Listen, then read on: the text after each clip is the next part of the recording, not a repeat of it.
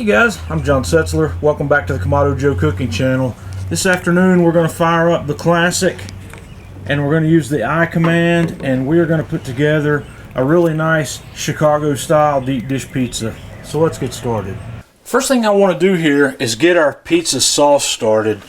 And I'm going to make this from scratch, and I am starting out with one can. This is a 28-ounce can of tomatoes. And I prefer these San Marzano tomatoes. They're really delicious. So what I've done is I've opened a can of those and I have drained all the liquid off, or all that I could get drained off. And I'm going to put that in my food mill here with the coarse plate, and I'm going to run it through the crush. Once I have that crushed, I'm going to add a half a teaspoon each of dried basil, dried oregano, and dried rosemary. And then I've got 4 cloves of garlic that I've freshly minced.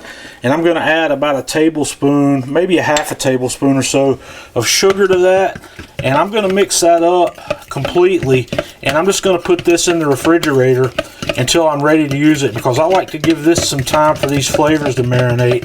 If you can make this 4 to 8 hours in advance, or even the day before, you'll be better off with it. Now we're going to get started on our Chicago style pizza crust. I'm starting out in my mixing bowl here with 3 cups of all-purpose flour.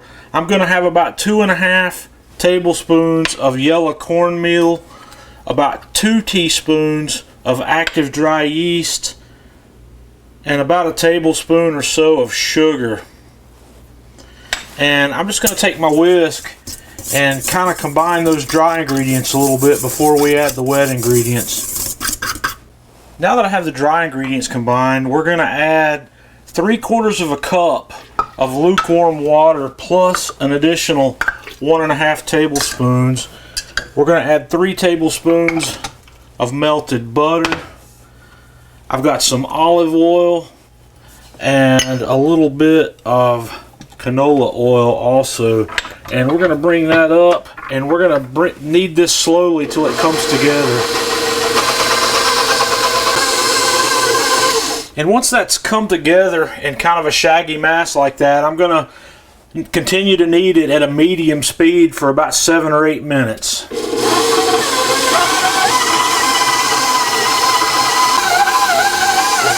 Okay, after that's been going for 7 or 8 minutes and the dough's pulling away cleanly from the side of the bowl like that, this is ready to go. I'm going to take this out and I'm just going to kind of form it into a tight dough ball, and we're going to put this in a mixing bowl that's been oiled, and I'm going to cover it with plastic and we're going to let it rise for about an hour.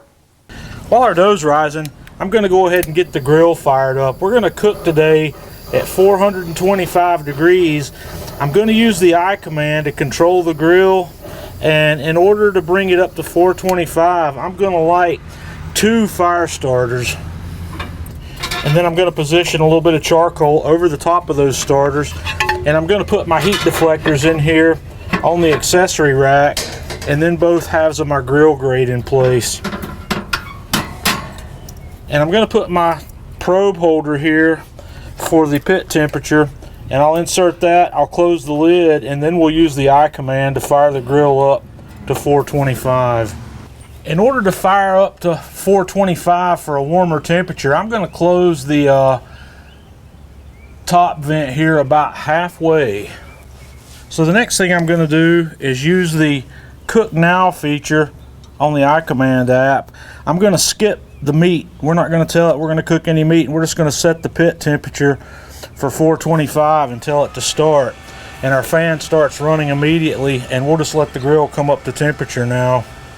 And while our grill's coming up to temperature, I'm going to go ahead and put some Italian sausage and onions on here that we're going to pre-cook to go on this pizza, so we'll let these go while the grill's coming up to temperature. Okay, I've taken a 12-inch pizza pan here, and I've put about 3 tablespoons of extra virgin olive oil in it to coat the bottom of the pan. And then we're going to take our dough that's been rising out, and I'm just going to form this into this pan, and then we're going to let it rest for a few minutes.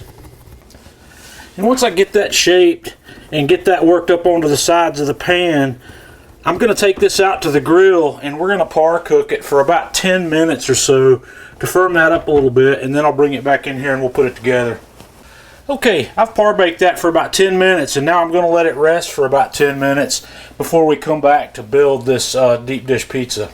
And now the first thing we're going to do to build this pizza is layer in sliced mozzarella, and then next I'm going to layer in pepperoni. And then we're going to put in our sausage that we've pre-cooked.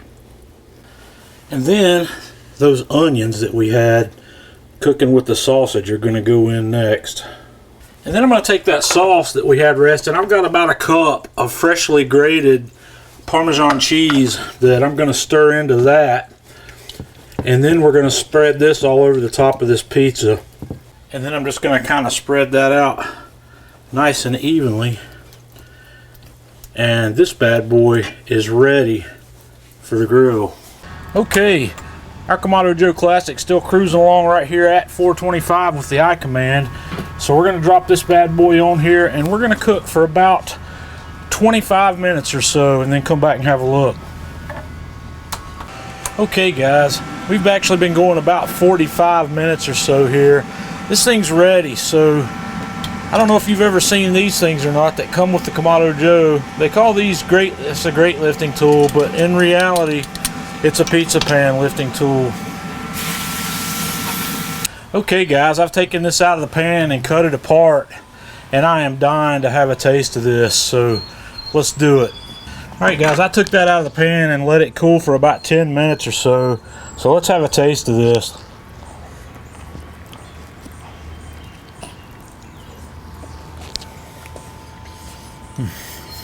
Oh man guys, that's beautiful. You're gonna have to give this one a try. Don't forget to share our video on Facebook. Until next time, I'm John Setzler with Kamado Joe Cooking Channel.